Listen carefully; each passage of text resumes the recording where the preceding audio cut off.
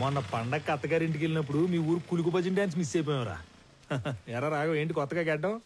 ఏముంది, 4 రోజులు లీవ్లో ఉన్నా. బద్ధకం. వచ్చే వారం ఆఫీస్కి వెళ్ళాలి, అప్పుడు తీస్తా. అది సరే గానీ నువ్వేంట్రా దూరదర్శన్? పండక్కి తప్పితే మీ ఊరు పక్కకే రావడం లేదు. నీకేంటి రాఘవా, ఏమైనా చెప్తావు? స్టేట్ గవర్నమెంట్ ఉద్యోగం కూర్చోబెట్టి పెడుతున్నారు. మా పరిస్థితి దొరకట్లా లేదురా. చాలా ప్రైవేట్ ఛానల్స్ వచ్చేస్తున్నాయి. మేం గట్టిగా కష్టపడకపోతే నిలబడటం కష్టం. గంగాధర్, నువ్వు ఎంత కష్టపడ్డా నిలబడటం కష్టమే. ఆల్రెడీ జెమిని టీవీ, ఈటీవీ అని ప్రైవేట్ ఛానల్స్ టౌన్ల వరకు వచ్చేసాయి. నెక్స్ట్ ఇంకా ఊళ్ళకే. సలీం, మీరు కష్టపడకపోయినా అంతే. సెల్ ఫోన్ టెక్నాలజీ చాలా స్పీడ్ గా వచ్చేస్తుంది. నియర్ ఫ్యూచర్ లో మీ ల్యాండ్ ఫోన్లు అన్ని మాయమే. అందుకే మేమంతా కష్టపడి మా డిపార్ట్మెంట్ నిలబెడతాం. అబ్బో, చానాలకి చిన్ననాటి స్నేహితులంతా ఒకే చోట చేరారే. ఏంట్రా అమరు, మన ఊరికి ట్రాన్స్ఫర్ చేసిన తర్వాత చేతులు కట్టేసినట్టు ఉండదా? ఇక్కడ నువ్వు సాల్వ్ చేయడానికి పెద్ద సమస్యలు లేవు, అలాగే నువ్వు చేయడానికి పనులు లేవు. డ్యూటీలో ఎప్పుడు జాయిన్ అవుతుండవు? అయితే ఇంకా పనుంటే తప్ప రేపటి నుంచి కనపడరా. కొత్త ఎప్పుడు వస్తాడేమో గానీ పాతనైతే 11 గంటలకు వచ్చి టెన్షన్ 1 గంటకు వెళ్ళిపోయాడు. సుఖం ఉండేది మనకి. అవును కదా. ఆడేం చేస్తా ఉండవు, సార్ వచ్చేసి ఉన్నాడు, జనాల్ని కలుస్తా ఉన్నాడు.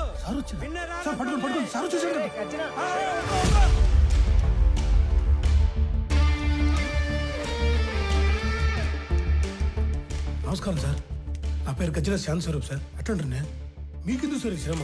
నేను అందరూ బయటికి వెళ్తాను, మీరు పోయి ఆ సీట్లో కూర్చోండి సార్. నీకు కరెక్ట్ గా 15 నిమిషాలు టైం ఇస్తున్నా. స్టాఫ్ మొత్తం నా ముందు ఉండాలి. అందరూ వచ్చేసినట్టేనా? వచ్చేసారు సార్. నేను చెప్పేది 2 విషయాలు. ఒకటి, నేను ఛార్జ్ లో ఉన్న దగ్గర గుట్టలు గుట్టలుగా ఫైళ్లు, గుంపులు గుంపులుగా జనం అస్సలు ఉండకూడదు. ఉండాల్సింది ఐఎమ్ అండర్ పెయిడ్ అనే థాట్, అంటే జీతానికి మించి పని చేస్తున్నాం అనే భావన. 2, రెవెన్యూ రికార్డ్స్ లో మార్పులు చేర్పులు, రాళ్ల క్వారీ, గులక గుట్ట, ఇసుక రేవుల ఎన్ఓసీలు, బర్త్ అండ్ డెత్ నేటివిటీ సర్టిఫికెట్లు, ఆస్తి పన్ను వసూళ్లు, అంతస్తులు క్లియరెన్స్లు ఎక్సెట్రా లాంటి దక్షిణ వచ్చే పనులు మాత్రమే చేస్తే సరిపోదు. తలగోక్కోవడం, ప్యాంటు సర్దుకోవడం కాదు. రిమెంబర్, మన రాజ్యాంగంలో ఉన్న దాదాపు అన్ని సెక్షన్స్ కి మనమే బాస్, మనమే సర్వెంట్. Any questions? ఈ 2 విషయాలు ప్రాంప్ట్ గా ఉండగలం అనుకున్న వాళ్ళు మాత్రమే లోపలికి రండి. లేదంటే నో పే లీవ్ కి అప్లై చేసుకొని ట్రాన్స్ఫర్ కి ట్రై చేసుకోండి. ఓకే?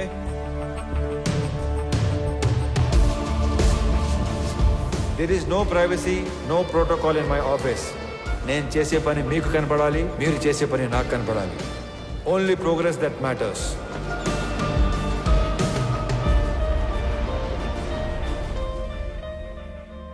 సార్, ఇతని అర్జీ చాలా ఏళ్ళుగా పెండింగ్లో ఉంది. కౌలు రైతు, 2 ఎకరాల ప్రభుత్వ బీడి భూమిని చూసుకొని అప్లికేషన్ పెట్టుకున్నాడు. కానీ అప్పర్ క్యాస్ట్. అతనికి ఆ భూమి ఇవ్వలేమని చెప్పినా కూడా ఆఫీస్ చుట్టూ తిరుగుతూనే ఉన్నాడు సార్. ఇప్పుడు కూడా మీతో గోడు చెప్పుకుంటానని నా ప్రాణం దూడేస్తున్నాడు సార్. అయ్యో, రైతు తన 10 వేళ్లు మట్టిలో పెడితే గాని మన 5 వేళ్లు నోట్లోకి వెళ్ళావు. అడంగల్ 13వ కాలంలో అతను పేరు రాసి తీసుకునిరా, నేను సంతకం పెడతాను. గవర్నమెంట్ కోర్టుకు వెళ్తుంది. అది కోర్టులో తేలే లోపు నేను రిటైర్ కూడా అవుతాను. ఈ లోపు రైతు వ్యవసాయం చేసుకుంటాడు. అయ్యా, చచ్చేలోపు 1 సెంటు భూమి కన్నా ఆసామిని అవుదాం అనుకున్నానయ్యా. నీ వల్ల నా కళ నెరవేరింది. నువ్విచ్చే ఆ మట్టిలో మాణిక్యాలు పండిస్తానయ్యా, మాణిక్యాలు పండిస్తా. చూస్తా ఉండు మళ్ళా. ఒక్కొక్క మనిషి ఎంత పని చేయొచ్చా? మనం ఏళ్ల కొద్దీ చేయని పనిని కొన్ని వారాల్లో చేయించాడు ఆయన. మొగలాయి సార్. లేదంటే రోజు 6 గంటలకు ఆఫీసు బేగ వేసే టయానికి 50-60 మంది వెయిట్ చేస్తూ ఉండేవారు. ఇంకా 1 గంట టైం ఉంది, 2-3 కన్నా ఎక్కువ లేరు. ఆయన ఏదో మాయ చేశాడు సార్. పెద్ద మాయ చేశారు రా. మనం ఎంతో మంది దగ్గర పనిచేసాం. కాలం నీడలో వాళ్ళందరినీ మర్చిపోయాం. కానీ ఇతని నీడలో కాలాన్నే మర్చిపోయాం. గుర్తుండిపోతారా? రే అనంతు, పెద్దమ్మ చెప్పింది, వదిన చెప్పిందని సాకుతో నువ్వు టౌన్ లో షాపింగ్ అయిపోయాక ఆఫీస్కి వచ్చిన డిస్టర్బ్ చేయవద్దు. ఒక్కసారి ఈడు చూడు, అని రోడ్డు ఎటా నడుస్తుడా. ముసలోడా,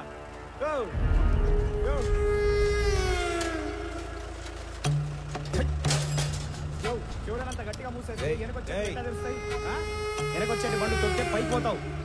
సంపుతా నా కొడక. నీ దూకుడేంద్రా పెద్దాన్ని పట్టుకొని.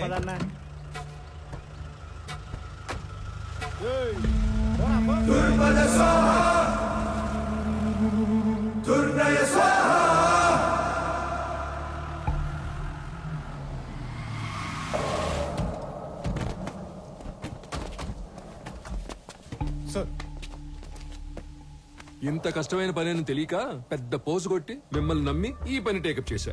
తిక్కలాడు తినాలకు వెళ్తే మెట్లు ఎక్కను దిగను సరిపోయింది. మీరు అంతే, వెళ్ళడం రావడం తప్ప ఏం ఉపయోగం లేదు. సార్ మాల్ మొత్తం ఏదో రూట్లో ఎక్స్పోర్ట్ అయిపోయింది ఏమన్నా నాకు కొంచెం డౌట్ వస్తుంది సార్. అస్సలు కాల, ఖచ్చితంగా మాల్ ఎక్స్పోర్ట్ అవ్వలేదు. ఇది నేను చెప్పిన మాట కాదు. మాల్ ఎవరైతే డైరెక్ట్ గా ఎక్స్పోర్ట్ చేసుకుంటున్నాడో డాను వాడు చెప్పిన మాట.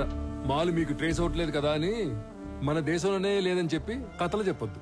అయితే సార్ ఇంకో 4-5 టీములు పెట్టి తలా ఓ దిక్కు పంపి కూంబింగ్ ఆపరేషన్ చేస్తే త్వరగా ట్రేస్ చేయొచ్చు సార్. మీ చుట్టాలు కూడా తీసుకెళ్ళరా. నువ్వెవరో సామి నా కొంప ముంచెట్టున్నావు. ఎట్ట అంటే హడావుడు లేకుండా వెతకాలి. గవర్నమెంట్కి ఏమాత్రం ఒప్పందినా చాలా డేంజర్. ఇన్ని 100 కోట్ల ఎర్రచందనం ఒకేసారి దొరికితే దేశం ఉలిక్కి పడుద్ది. కలపకి కాపలా కూడా పెరిగిద్ది. దీంట్లో ఏది జరిగినా నన్ను లేపేస్తారు. సైలెంట్ గానే ఎతకండి, కానీ కొంచెం స్పీడ్ పెంచండి. పోండి. Good morning sir. Morning morning morning మాల్నిదే. Good morning sir. Good morning sir. ఇది మాల్నిదే, ఇది మాల్నిదే, ఇది కూడా మాల్ని. ఏంటి ఇవన్నీ? పేరు మాలిని సార్, ఊరు తెమ్మసముద్రం. ఆస్తి వారసత్వ బదిలీ కోసం అప్లికేషన్ పెట్టుకుంది. మనం దాన్ని రిజెక్ట్ చేశాం. దానికి నిరసనగా ఆవిడ ఉత్తరాలు రాస్తూ ఉంటుంది. బాగా బతికి చితికిన కుటుంబం అంట సార్. సరే కొత్తగా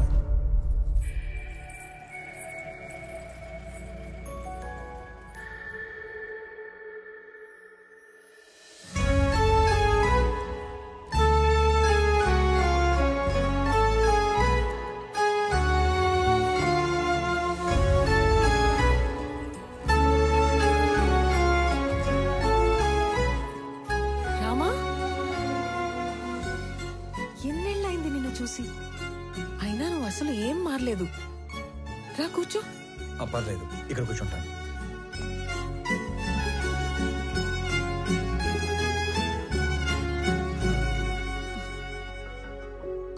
నీ పేరేంటి తల్లి? రామలక్ష్మి.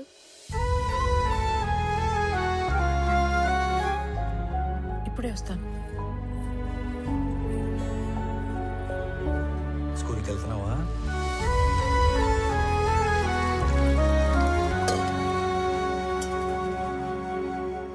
Good girl. తీసుకోరామా. ఇప్పుడు చెప్పు, మన ఊరికి ఎప్పుడు వచ్చావు? నీకు ఒక్కడే కొడుకు కదా? బుడ్డోడు ఎలా ఉన్నాడు? ఏంటి ఏం మాట్లాడావు?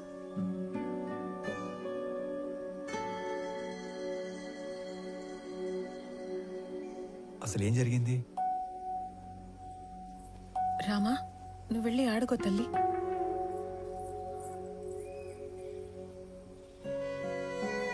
నా జీవితంలో జరిగిన చాలా మలుపుల్లో ఇది కూడా ఒకటి. మా వారి పేరు సురేంద్ర. మా నాన్నతో పాటు నార్త్లో కాంట్రాక్ట్లు చేసేవారు. నా పెళ్లికి ముందు నుంచి కూడా మా నాన్నకి బాగా ఇష్టమైన వ్యక్తి. అమ్మ నాన్న కాలం చేశాక ఇక్కడే సెటిల్ అయ్యాం. కాంట్రాక్ట్లలో ఇబ్బందుల వల్ల నష్టాలు, వాటితో కష్టాలు కూడా వచ్చాయి. వర్మ అనే తన ఫ్రెండ్ ఏదో కొత్త బిజినెస్ ప్లాన్ ఉందంటే కలిసి వస్తానని వెళ్ళిన మనిషి తిరిగి రాలేదు.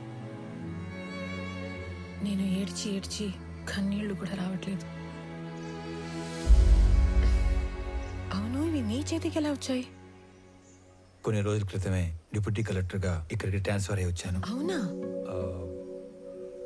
ఇంట్లో ఇంకెవరు లేరా? మా ఆయన్ని వెతుకుతూ రోడ్ యాక్సిడెంట్ లో మా మామగారు కూడా పోయారు. ఇవన్నీ చాలా ఉన్నట్టు సురేంద్ర ఉన్నంత కాలం పలకరింపుకి వచ్చే అతని పార్ట్నర్స్ కూడా ఇప్పుడు డబ్బు కోసం బెదిరింపులకి వస్తున్నారు. పోలీసుల చుట్టూ, లాయర్ల చుట్టూ, నీ ఆఫీస్ చుట్టూ తిరిగి తిరిగి విసిగిపోయి రోజుకో లెటర్ పంపుతుంటాను. దానివల్ల ఉపయోగం లేదు, కానీ కనీసం నా బాధ నిరసన అయినా తెలిపితే మనసు తేలిక పడుతుంది కదా. వీటి వల్ల ఉపయోగం ఉంది. ఇవే నన్ను ఇక్కడి దాకా తీసుకొచ్చాయి. ఇకపై ఇది నా బాధ్యత.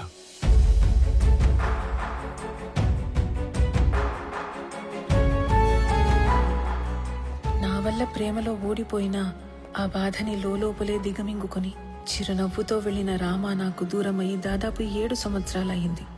దిక్కుతోచని పరిస్థితుల్లో ఉన్న నన్ను వెతుక్కొనొచ్చి భరోసా ఇచ్చి వెళ్తున్న రామాని చూస్తుంటే చాలా జ్ఞాపకాలు గుర్తుకొస్తున్నాయి. రామారావు, ఆ పేరు వినగానే గుడిలో గంట శబ్దం విన్నంత భరోసా వస్తుంది. రామారావు ఎస్పీఎల్ గా ఉన్న మా స్కూల్లో ఆడపిల్లలందరం శివంగుల్లా బ్రతికేవాళ్లం.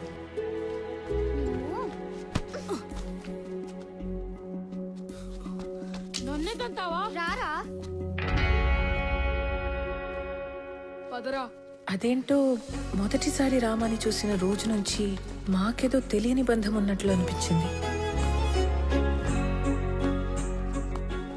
అనంతు చీమల్ని ఎందుకు చంపుతాండవరా? మాస్టర్ పాఠం మొదలు పెట్టినారు, లోపలి పో.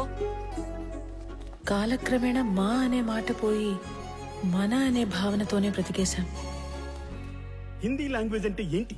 జాతీయ భాష, నేషనల్ లాంగ్వేజ్. మీకు తెలుగు రాకపోయినా పర్వాలేదురా, హిందీ రాకపోతే మీరెవ్వరూ దేనికి పనికిరారు. సార్, మాతృభాషతో పాటు పరభాష నేర్చుకోవడం తప్పు కాదు సార్. కానీ మాతృభాషను హేళన చేయకూడదు సార్. హిందీ మన జాతీయ భాష కాదు సార్, అధికారిక భాష. ప్రతి విషయంలోనూ రామారావు శైలి, చూసే విధానం ప్రత్యేకంగా ఉంటాయి. రోజులు గడిచే కొద్దీ మా వయసుతో పాటు మా మధ్య ప్రేమ కూడా పెరిగింది.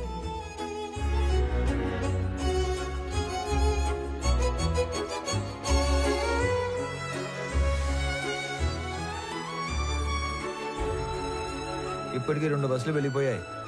నువ్వు నన్ను వదలకపోతే లాస్ట్ బస్ కూడా వెళ్ళిపోతుంది. అవునా? నీకు గవర్నమెంట్ జాబ్ అంటే నా అంత ఇష్టమని నువ్వు డిగ్రీ, దాని తర్వాత జాబ్ ట్రైనింగ్ల కోసం 4 ఏళ్లుగా టౌన్ లోనే ఉంటున్నా ఓపిగ్గా సర్దుకున్నాను. ఇక నా వల్ల కాదు. ఆ జాబ్ ఏదో వెంటనే కొట్టేసి నా మెడలో తాళి కట్టి నన్ను పెళ్లి చేసుకోరామా? 1 నెలలో టెస్ట్, ఇంటర్వ్యూ అన్నీ అయిపోతాయి. ఆ తర్వాత నీ ఇష్టం. ఓకే?